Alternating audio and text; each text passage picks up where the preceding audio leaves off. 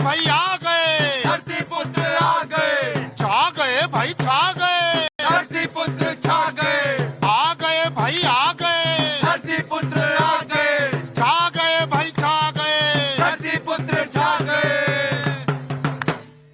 जाति धर्म पे नहीं होगा अब देश में मतदान, जाति धर्म पे नहीं होगा अब देश में मतदान, जाति धर्म पे नहीं होगा अब देश में मतदान, जाति धर्म पे नहीं होगा अब देश में मतदान। इसी बात की चिंता में ओवैसी भाई जान जोगीरा सारा रा रा रा, जोगीरा सारा रा रा रा, सारा रा रा रा, जोगीरा सारा रा रा रा। मोदी से लड़ते लड़ते अब राहुल पे भी वार, मोदी से लड़ते लड़ते अब राहुल पे भी वार, 24 के आने से पहले भाई जान लाचार, 24 के आने से पहले भाई जान लाचार, जोगीरा सारा रा रा रा, जोगीरा सारा रा रा रा, सारा रा रा रा, जोगीरा सारा रा रा रा।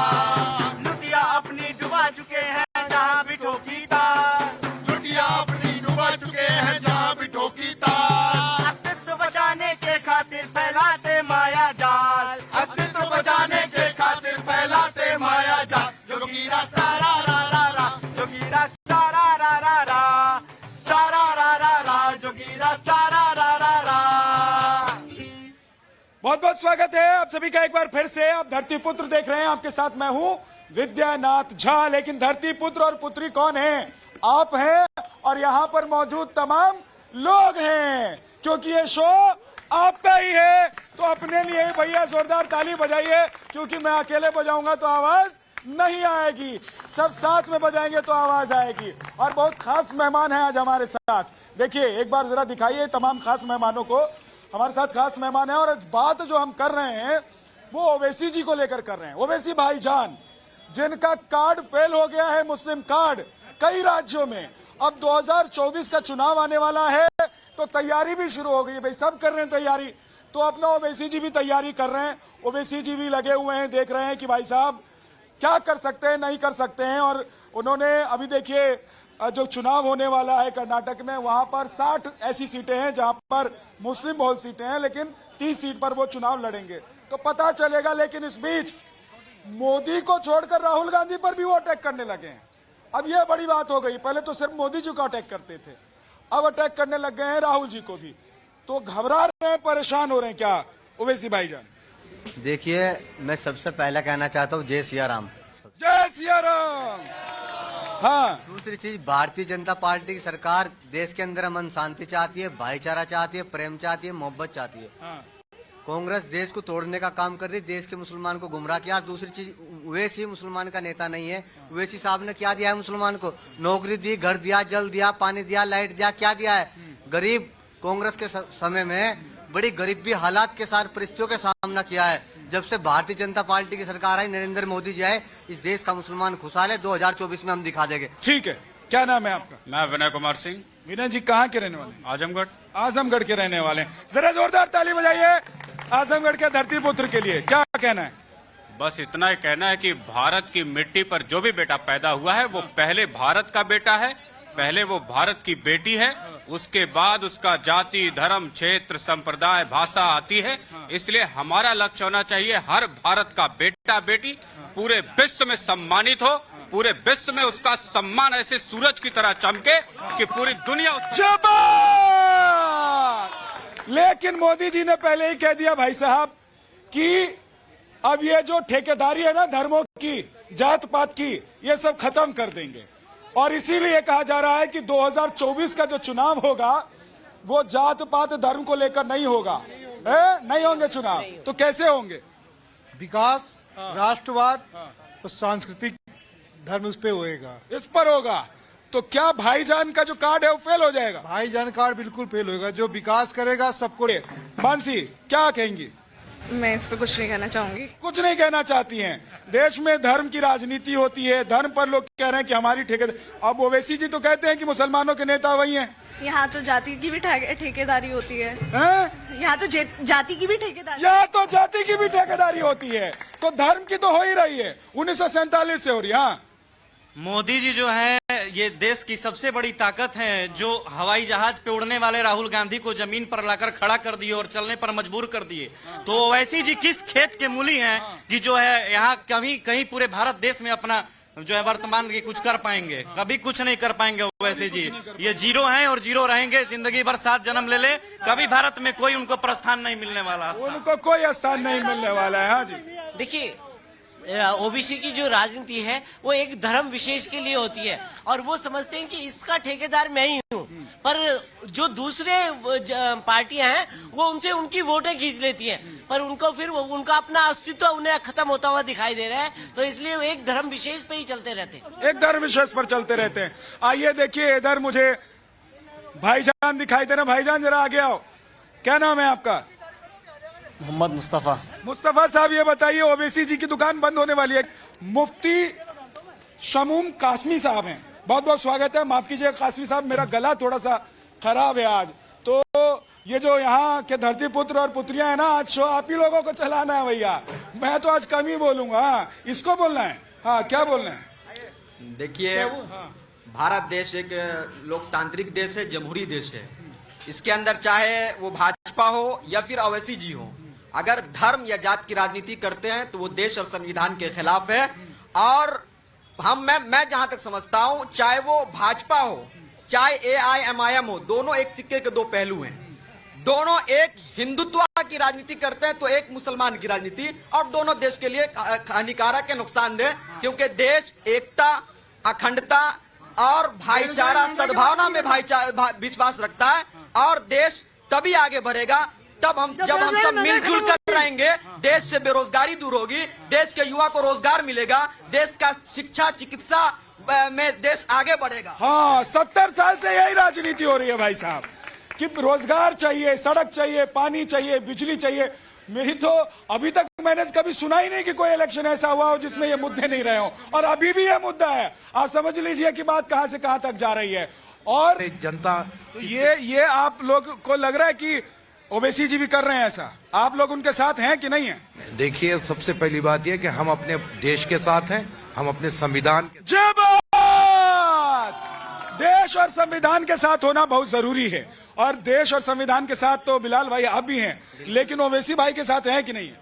देखिए, मैं ये कहना चाहूंगा, जिस तरीके से भारतीय जनता पार्टी के मुद्दे रहते हैं और अजान को लेकर वो आते हैं, नमाज को लेकर वो लोग आते हैं, लाउड स्पीकर को वो लोग लेकर आते हैं, हिंदू मुस्लिम की बात करते हैं, मंदिर मस्जिद की बात करते हैं। मैं ये कह रहा हूँ, भड़काऊ भाषण देने, चाहे वो ओवैसी हो, चाहे वो कपिल मिश्रा हो, चाहे वो जो है अनुराग ठाकुर हो, कब ये सब लोग जो हैं देश में हेट स्पीच देके देश का माहौल खराब करना चाहते हैं। देश में असल जो मुद्दे हैं उनसे ध्यान भटकाने के लिए ये बातें की जाती है। मैं ये कह रहा हूँ, अगर आप वाकई में देश की राजनीति करना चाहते हैं तो देश की जनता जो है, जो रोजगार मानती है, महंगाई पे बात करने की बात करती है, उनके मुद्दे क्यों नहीं उठाते?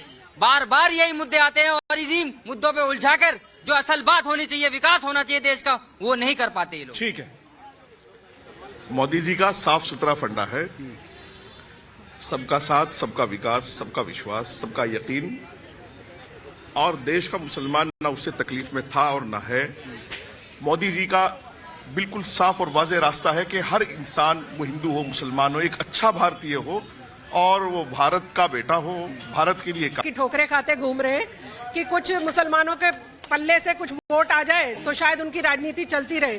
पर मैं बोल रही हूँ, एक तरफ हमारे देश का प्रधानमंत्री है जो कहता है भारत माता की जय, जो कहता है वंदे मातरम, सारी दुनिया को और आर्मी को कभी क्या आपने देखा था? आज यहाँ पर जितने खड़े हैं आर्मी का नाम लेते, पूछिए इनके खून में रवानी आई कि नहीं आई, पूछिए इन सबसे। इनका जय हिंद करने के लिए, भारत माता की जय कहने के लिए मन मचलने लगता है। आपने दिया क्या है मुसलमानों को? काय को मुसलमानों के पीछे पड़े हो भाई? बहुत साल कर ली मुसलमानों की राजनीति, नकली पीछे पड़े हुए हो। सिर्फ वोट दो और मुसलमान तुम्हारे को क्या मिलेगी? सच्चर कमेटी की रिपोर्ट। पिछड़े हो दलितों से भी, ये मिलेगा मुसलमानों को। ठीक है, नकली मुसलमानों के नेता। बताइए, ओवैसी भाईजान का कार्ड चल रहा है, चलता रहेगा कि नहीं? पहले तो तुम्हें स्वामी रामदेव जी की पतंजलि की दवाइयाँ खानी चाहिए, तुम्हारा गला साफ हो जाएगा। ठीक है, बहुत बहुत धन्यवाद आपका। और योग करो, निरोग रहोगे। दूसरी बात यह है, मैं कहना चाहता हूं कि संसार का पहला जो ग्रंथ है वो वेद है और अंतिम ज्ञान कुरान है। दोनों का मूल एक है, एको ब्रह्म द्वितीय नास्ते, वादहु ला शरीक। वन गॉड विदाउट सेकंड, अव्वल अल्लाह नूर उपाय कुदरत के सब बंदे, एक ही नूर से सब जग उपजे, कौन भले कौन बंदे। निसंदेह हम सब एक नरो नारी की संतान है। देश में वो ही राज करेगा जो सबके विकास और सबके विश्वास। अगर वह मुसलमान नहीं करेंगे तो हिंदू नहीं जागेंगे, ये भाई कह रहे हैं, ऐसा है क्या? एकदम ऐसा ही है। हिंदुओं को जगाने वाले खुद ही वो ऐसी हैं। अगर हिंदू पहले से जागे होते तो वो कश्मीर नहीं छोड़ते, वो बंगाल से नहीं भागते, वो 9 राज्यों में अल्पसंख्यक हिंदू नहीं होता अगर हिंदू जगह होता तो। हिंदुओं को बताने वाले कि तुम काफिर हो, ये ओवैसी थे। 15 मिनट के लिए पुलिस हटा के हिंदुओं को नरसंहार करने वाले ओवैसी थे। जब सब कुछ कर तुम रहे हो और कहते हो कि विकास नहीं हो रहा है, जितना रोड पूरे भारत में होगा अकेला नितिन गडकरी जी ने उससे ज्यादा रोड बना के दिया है 2014 के बाद से अभी तक विकास। और रही बात जो बात ये करते हैं ना कि मस्जिद का, मंदिर का और अजान का, अरे हम अगर मंदिर की बात करते तो आज 500 साल इंतजार नहीं करना होता। 500 साल इंतजार में, कोरोना के लॉकडाउन में भी इतना विकास कार्य हुआ था कि गाजियाबाद से कानपुर प्रयागराज तक 4 लाइन बिछा दी गई। ठीक है जरा अब देखिए पीछे भी बहुत सारे लोग हैं, जहाँ तक मेरा हाथ जा सकता है और आप बोलना चाहते हैं तो थोड़ा सा आगे आ जाइए। क्या नाम है आपका? धर्मेंद्र प्रताप सिंह। धर्मेंद्र प्रताप सिंह। धर्मेंद्र आगे आ जाइए आप, क्योंकि इतना पीछे आप रहेंगे तो मैं माइक नहीं पहुंचा पाऊंगा। ओवैसी भाईजान का कार्ड फेल हो रहा है क्या? नहीं, ओवैसी भाईजान को तो मैं कोई गिनती में नहीं करता हूँ। क्यों भाई?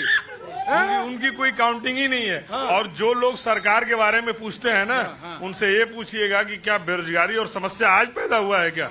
इतने लोग, इतने पॉपुलेशन इंडिया में 8 साल में पैदा हो गया, इससे पहले भी बेरोजगार लोग थे। और क्या इनकी सरकार आके बेरोजगारी खत्म कर देगी? सबसे बेस्ट सरकार है, इससे बेस्ट सरकार अभी तक नहीं आई थी और न आएगी कभी। अच्छा, गलतफहमी है। अगर इन लोगों को सरकार के बारे में देखना है ना, कह दीजिए अदर कंट्री में जो इनकी स्पेशल कंट्री है वहां जाके देखिए इनकी कितनी बदतर हालत है। हाँ जी, हाँ। प्राइवेट नौकरी खत्म कर दी है। योगी जिंदाबाद। मैं उत्तर प्रदेश से, कौन कह रहा है विकास नहीं हुआ? मैं हूँ उत्तर प्रदेश। देखो भाई साहब, विकास इतना हुआ है कि रात में काले चश्मे में भी दिखाई दे रहा है, ये बात है। मोदी है, योगी है तो जिंदाबाद, जिंदाबाद जिंदाबाद। योगी है तो मुमकिन है, मोदी है तो मुमकिन है। हाँ, ये देखिए एकदम, ये देखिए एकदम आखिरी पंक्ति में आखिरी छोर पर खड़ा हुआ एक व्यक्ति, और वहीं तक सरकारें कहती है कि पहुंचना है, हमको भी पहुंचना पड़ेगा। आ जाओ भाई, तुम अंदर ही आ जाओ, क्योंकि वहाँ पहुँचेंगे। हाँ, इधर आ जाओ, थोड़ा पास में आओ। हाँ, क्या नाम है जी? नमस्ते, मेरा नाम रोशन होगा। ना मैं किसी देश पे बात करना चाहता हूँ कि कोई भी देश के लिए कोई मैं सरकार का विरोधी नहीं। भारत कैसे बदलेगा? अगर विरोधी भी होंगे तो कोई बात नहीं, मुझे उसके लिए नहीं है। मैं बस ये कह रहा हूँ क्योंकि भारत कैसे बदलेगा, हम सबको भारत बढ़ाना है, ठीक है? हम सबको एजुकेशन चाहिए, हम सबको डेवलप चाहिए, हम सबको जॉब चाहिए, नौकरी चाहिए। तो इसके बदलने के लिए आपको पता है कि हमारे हर डिस्ट्रिक्ट जिला में विधायक होता है, MLA जिसे बोलते हैं।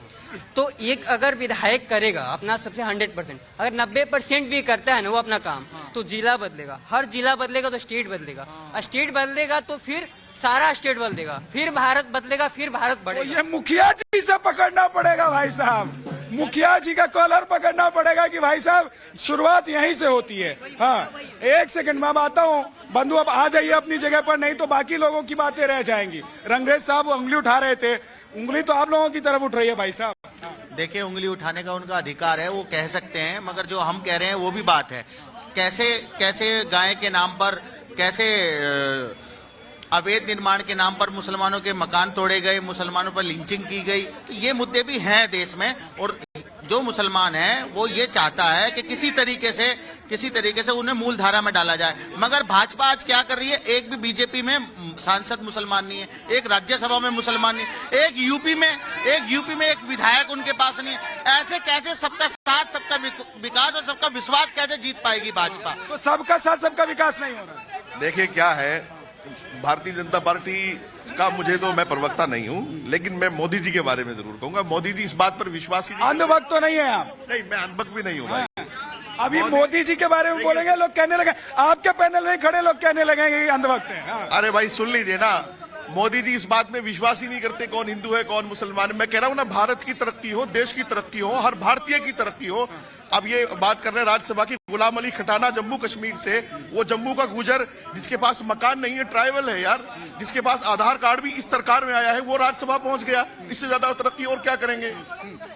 विद्या भाई, मुसलमानों का विकास तो सरकार कर रही है, मोदी जी कर इधर रहे हैं। ओवैसी भाई, इधर विद्या भाई। हाँ लेकिन मेरी एक बात सुन लीजिए, ऐसे ही लोग हैं जो मुसलमानों का विकास नहीं होने देना चाहते। कैसे लोग हैं? ऐसे लोग, ऐसे लोग, नहीं, ऐसे का मतलब नाम बताइए भाई, नाम बताइए। हाँ, मुझे नाम नहीं, मुझे इनका नाम नहीं पता। अंग्रेज साहब की तरफ इशारा हाँ, करें। जो भी है ये।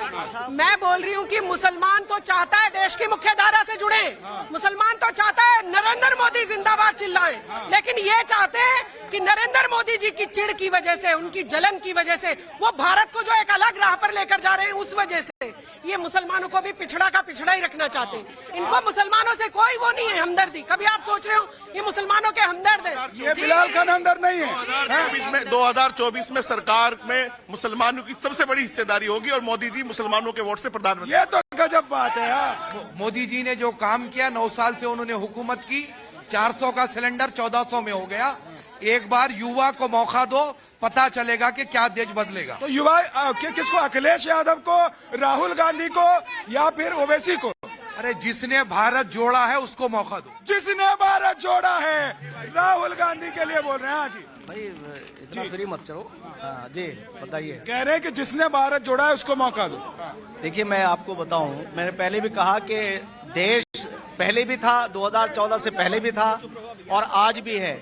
ओवैसी आए, कोई और आए, नरेंद्र मोदी जी की जहां से निकल के आए, उनकी बैकग्राउंड ये है कि वो हम में से निकल करके आए हैं। योगी जी हम में से निकल करके आए हैं, उन्हें दुख और दर्द मालूम है। मैं भारत के लोगों से कहना चाहता हूं कि ये जो इस वक्त लीडरशिप है देश में और प्रदेशों में, आज के नरेंद्र मोदी जी का कोई जवाब नहीं है। आप सब्र रखिए, ये देश विश्व गुरु बनेगा। अनेकता में एकता हमारी संस्कृति है। अनेकों बार देश का प्रधानमंत्री ये कह चुका है कि मैं 130 करोड़ का प्रधानमंत्री हूं, तो देशवासियों को इसके ऊपर गर्व करना चाहिए। जी साहब, जल्दी बोलिए, फिर जाऊंगा लोग। भाई 1 मिनट के लिए मैं 1 to 1 होना चाहता हूँ अपने छोटे भाइयों से, बड़े भाइयों से। 1 to 1 होना चाहिए। 1 मिनट के लिए। 1 मिनट दे दीजिए भाई, रुक जाइए। और जितने भी और कांग्रेसी माइंड आदमी है वो आ जाए आगे। मैं शहर का और फसाद का नाम बताऊंगा, वो हाथ उठाकर बता दे कि किसकी सरकार में हुआ है। भागलपुर का दंगा किस सरकार में हुआ? कांग्रेस की सरकार में। मुरादाबाद का, हाशिमपुरे का, मलियाने का, सारे दंगा कांग्रेस ने 50,000 फसाद कराए और सारे देश की जनता बर्बाद हुई। 84 का दंगा हुआ और आज ये तरक्की की बात करते हैं। और मैं, मोदी जी का जो फार्मूला है, सब भारतीय एक है, 125 करोड़ देशवासियों के प्रधानमंत्री हैं, देश तरक्की के रास्ते पर है और मुसलमानों को उस तरक्की में हिस्सेदार होना चाहिए। तरक्की में हिस्सेदार होना चाहिए। हाँ, ये 2002 का दंगा ले आया था भाई साहब। 89 में बदायूं कांड, 13 में बरेली कांड, मुजफ्फर कांड, वो क्यों भूल जाता? असली बात कितने दंगे हुए? असली बात कहते हैं कि हमारे यहाँ ब्याज और सूद खाना मना है। PFI के अलेपुर जो बाहर की आतंकी फंडिंग आती है, उन्हें खाना मना नहीं है। वो यहाँ देश में दंगे करवाती है, आतंकवाद फैलाती है, उनको ये सपोर्ट करते हैं। ठीक है, ठीक है, एक सेकंड। हाँ जी, हाँ जी। क्या नाम है आपका? विनोद पटेल। कहाँ के रहने वाले? मध्य प्रदेश से, भोपाल से आया हूँ। मध्य प्रदेश, भोपाल के भाई के लिए जरा जोरदार ताली बजाइए भाई। हाँ, देश तरक्की कर रहा है, कमल को खिला रहने दो। देश तरक्की कर रहा है, कमल को खिला रहने दो। भाई साहब, ये मध्य प्रदेश वाले धरती पुत्र जो है कह रहे हैं कि देश तरक्की कर रहा है, कमल को खिला रहने दो। एक सेकंड रुकिए, एक छोटा सा ब्रेक ले रहे, फौरन जाएंगे और फौरन वापस आ जाएंगे। चलते चलते गौरव के पास चलते हैं, ताकि गौरव जो है ब्रेक पर जाते जाते कुछ अच्छा सा हमें सुना दे, थोड़ा सा माहौल जो गर्मा जाता है उसको थोड़ा सा ठंडा करें। हाँ,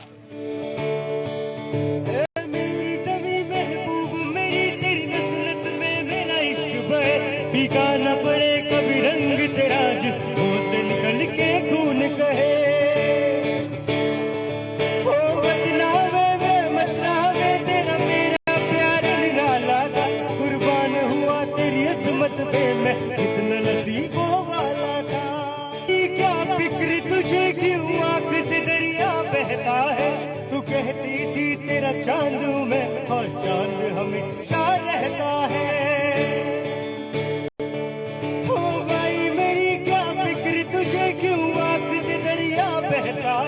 तू कहती थी तेरा चांद में, और चांद हमेशा रहता है। तेरी मिट्टी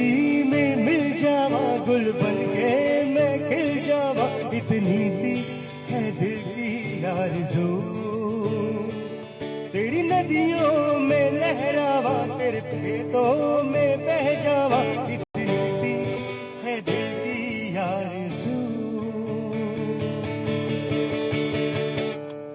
जी बहुत बहुत शुक्रिया गौरव और स्वागत है एक बार फिर से धरती पुत्र में आपका ब्रेक के बाद। और बात हो रही है कि ओवैसी भाईजान की लुटिया डूब रही है क्या, इसलिए ओवैसी भाईजान जो हैं वो अब सिर्फ मोदी जी पर नहीं राहुल गांधी जी पर भी निशाना साधने लगे हैं। और हमारे साथ देखिए जो खास मेहमान हैं वो बटे हुए नजर आते हैं सब, लेकिन मुस्लिम तबके से ही आते हैं लेकिन बटे हुए नजर आते हैं। भाई साहब क्या करें बताइए। ओवैसी इस देश का एक और बंटवारा कर देगा यदि इस देश के मुस्लिम उसके साथ हुए, क्योंकि इस देश को एकजुट रखने में सिर्फ जो बहुसंख्यक पार्टी है वही एकजुट रख सकती है। और जैसा आपने आजादी से पहले देखा, देश का बंटवारा किसने किया? जिन्ना ने। वो पहले सबके नेता होने का दावा करते थे, लेकिन जब जैसे ही उन्हें मौका मिला तो पाकिस्तान मांग लिया भैया, देश का बंटवारा कर दिया है। दूसरा जिन्ना साबित होगा ये ओवैसी भारत का दूसरा जिन्ना। हाँ दूसरा जिन्ना। ये बीजेपी अल्पसंख्यक राष्ट्रीय अध्यक्ष जो हैं वो भी कह रहे हैं कि ओवैसी जिन्ना हो जाएंगे। अभी है कि देश अब हिंदू राष्ट्र की कगार पर चल रहा है। अभी हमारे ओवैसी के प्रवक्ता ने और कांग्रेस ने महंगाई रोई। जिस समय कांग्रेसी सरकार थी मैं राख से मांझता था पेस्ट, आज इससे मांझता हूँ और दो बैगे रखता हूँ। और सुनो ये देश वो है 1947 से पहले वाला, ये नहीं कि आजादी के बाद हिंदू मुसलमान पर देश बांट दिया। ठीक है हिंदू मुसलमान में। हाँ जी। हाँ सर मैं कहना चाहता हूँ, जैसे प्रोग्राम का नाम है धरती पुत्र, पहला धरती पुत्र होता है किसान। अभी आपने देखा एक किसान परेशान होके आया, राजनीति ने हिंदू मुस्लिम बांट रखा है हमारे क्षेत्र में। अब तो किसान और बाकी भी बांटने की कोशिश है भाई। हमारे क्षेत्र में लोगों का जिसका नाम विकास था ना, उन्होंने अपना नाम ही बदल दिया। हाँ क्या रख लिया? विकास तो मिलता ही नहीं है। विकास नहीं मिलता है। विकास मिलता है, विकास घूमने चला गया। विकास घूमने चला गया। रही बात ये, मैं बस यही बोलना चाहूंगा, ना हम हिंदू ना हम मुस्लिम ना हम सिख, हम केवल एक इंसान है। हमें सबसे पहले एक इंसानियत की मिसाल देना चाहिए। हाँ ठीक है। हाँ, यूपी से आए, क्या बोलना बरेली चाहते? से। बरेली से आए। मैं बरेली से आया हूँ, यूपी से। आए दिन बरेली में दंगा होता था, हिंदू मुस्लिम। गुड्डू पप्पू ने अपनी रोटी सीखी, पब्लिक परेशान, आम परेशान। जब से बीजेपी सरकार योगी जी का डंडा बिल्डोसर बाबा का चल रहा, कोई दंगा नहीं यूपी में आज तक। कांग्रेस में दंगा हुआ है और बरेली की जनता परेशान हो गई थी। वहाँ जरी का काम डूब गया था बिल्कुल दंगा करके। ओवैसी आया बवाल करा दिया। मैं बरेली खानदान आला हजरत परिवार से हूँ। अच्छा है राम मंदिर बन गया, गुड्डू पप्पू का खेल खत्म हुआ। और मैं सबसे पहले मुस्लिमों के राम मंदिर की नींव रखने के लिए जाऊंगा। जय हिंद जय भारत। मैं कहना चाहता हूं कि मोदी जी ने आज तक एक शब्द भी इस देश के अंदर ऐसा नहीं किया है, कहा है कि जिससे ये लगे कि हिंदू अलग है मुसलमान अलग है। देखिए 80 करोड़ भारतीयों को खाद्य सामग्री मिल रही है, तो उसमें मुसलमान भी है हिंदू भी हैं। और अरे जरा बात सुन ले। और जो मकान मिले हैं उसमें भी ज्यादातर मुसलमानों को पक्के मुसलमान बने। एक मिनट सुन लो पूरी बात। दूसरी बात मैं ये कहना चाहता हूं कि मैं उन लोगों से कहना चाहता हूं, चाहे ओवैसी हो चाहे कोई और हो, भाई ये भारत वो है जिसके अंदर तुम आग नहीं लगा सकते हो। हम भारतीय हैं, हम समझते हैं। आग नहीं लगा सकते हैं। आग आ रहा हूं लेकिन आग लगाने का काम तब हो जाता है जब वोट बैंक के लिए, राजनीति के लिए तोड़ने की कोशिश होती है। कभी आप कहते हैं कि रामचरितमानस के नाम पर आप जनता को, देश को बांटने की कोशिश करते हैं। पहले तो धर्म बांटा, 1947 में क्या किया? धर्म बांटा है, धर्म के नाम पर राजनीति शुरू हुई। बाद में क्या किया कि तिलक तराजू और तलवार के नाम पर राजनीति शुरू की है। उससे भी मन नहीं भरा तो अब क्या किया? रामचरितमानस पर आ गए। और भाई साहब ये हिंदू मुसलमान की राजनीति खत्म करने की जो कोशिश हो रही है, इस बीच में भाईजान आ जाते हैं। रामचरितमानस पर किसी मुस्लिम नेता और किसी मुसलमान ने कोई तनकीद नहीं की, हिंदू धर्म के लोगों ने की। और हमें कोई भी इस पर आपत्ति नहीं है कि हम उस पर कोई बात करें। धर्म के साथ जुड़े रहें, जो जिस धर्म का है। हमें रामचरितमानस पर कोई भी आपत्तिजनक बात नहीं करनी है। रहा सवाल, अभी मुफ्ती साहब कह रहे थे कि मोदी जी ने हर एक को दिया, तो कोई एहसान नहीं किया। सब भारतीयों का हक है हुकूमत कर रहे हैं तो सबको देना उनका काम है। सबको देना उनका काम है। जी, जब कांग्रेस की सरकार देती थी तो राहुल जी ने कर दिया, सोनिया जी ने कर दिया। अब एक बार भी नरेंद्र मोदी जिंदाबाद इनके मुंह से नहीं निकलेगा। और अभी कह रहे थे ना, तो मैं आपको बता दूं, सारे हिंदू भाई खड़े, एक मुसलमान लड़की इनके साथ खड़ी हो जाए, कोई डर नहीं है। 10 ये खड़े हो, इनके पास एक मुसलमान आदमी भी नहीं खड़ा हो सकता हिंदू भाई, क्योंकि ये हिंदू भाइयों को डराते हैं। जो सीलमपुर, बाबरपुर, जितने भी मुस्लिम एरिया है ना, एक पुलिस वाले को दौड़ा दौड़ा के मारते हैं ये लोग, और फिर कहते हो कि हमसे कोई और। अरे आपको कोई और नहीं डरा रहा, आप अपनी जाति के, धर्म के खुद ही दुश्मन बने बैठे हो। आपको सुधरना होगा। देखिए, देश बहुत तेजी से तरक्की की तरफ है। मैं देशवासियों को अब ये कोशिश करनी चाहिए कि मोदी जी के और मोदी जी का साथ निभाएं, कदम कदम पर साथ निभाएं। और मैं मुसलमानों से आपके माध्यम से, आपके चैनल के माध्यम से यह अपील करूंगा कि वो देश की तरक्की के हिस्सेदार बने और मोदी जी के साथ कदम से कदम बढ़ाएं और मोदी के साथ चलें। मोदी जी के साथ चलें, लेकिन ये तो चाहेंगे नहीं। आपके बगल में ही खड़े, ये नहीं जाएंगे। जाएंगे? अच्छा, जाए पूछ। हमारी बात भी सुनिए, आप एक तरफा शो में चलाइए। मैं ये कह रहा हूँ, शमशान कब्रिस्तान की कौन बात करता है, होली दिवाली की कौन बात करता है, नफरत की बात कौन करता है? हम उसकी बात कर रहे हैं। हम ये नहीं कह रहा ओवैसी भी कर रहे हैं, हम ओवैसी को अपना लीडर नहीं मानते। हमने शुरू में कहा, जो हमारे हक की बात करेगा, जो हमारे साथ चलेगा, हम उसके साथ हैं। हमने कभी भी धर्म जाति में बांटने की बात नहीं करी, न कभी करेंगे। लेकिन आपको सोचना पड़ेगा युवाओं के लिए, जो आज बेरोजगार है। हम ये कह रहे हैं, सुनिए मेरी बात सुनिए, इन लोगों को कुछ, मेरी बात, हिंदू मुसलमान का इन 4 लोगों से पता नहीं चलेगा। यहाँ बैठ के कहने लगे हिंदू मुसलमान हम दूर जा रहे हैं, कोई दूर नहीं जा रहा। हम सब साथ हैं, हिंदू मुसलमान सब साथ है। देश का युवा हिंदू हो, मुसलमान हो, सिख हो, सब साथ रह के लेंगे। 4 लोग काट के बोल देंगे ना कि हम लोग खिलाफ, कोई खिलाफ नहीं है, सब साथ है। जनधन योजना नहीं, जनधन योजना से लेकर के हुनर हाट तक मुसलमानों ने हर स्कीम से फायदा उठाया है। मकान से लेकर सिलेंडर तक, कन्या योजना तक सब मुसलमानों ने फायदा उठाया है। और लीडरशिप कुछ ही कहती रहे, मुसलमान देश के साथ है, मुसलमान भारतीय है, मुसलमान मोदी जी के साथ है। ठीक है, मुसलमान मोदी जी के साथ है, लेकिन मेरा सवाल तो ये है कि ओवैसी जी के साथ कौन?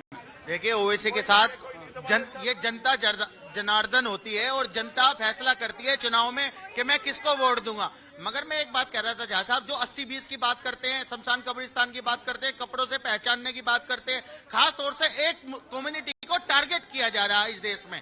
और वो मैं आपको ऐसी कई सारे उदाहरण बता सकता हूं कि कैसे कैसे टारगेट, बीबीसी की रिपोर्ट आई, उस पर बैन कर दिया गया।